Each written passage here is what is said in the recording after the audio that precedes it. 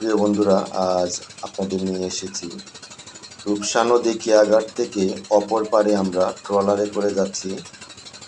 School dress পরা একটি ছেলে, সে নৌকার সাইড দিয়ে এসে নৌকার প্রথমে নৌকার মাথায় সে এসে বসেছে এবং অবলোকন করছে এই রূপসা নদীর বিশালতা। প্রিয় বন্ধুরা, এখন রূপসা নদীতে জোয়ার হচ্ছে। প্রতিদিন দুবেলা জোয়ার ভাটা হয় এবং দেখুন ছেলেটিকে, সে মুগ্ধ নয়নে তাকিয়ে আছে রূপসা নদীর দিকে।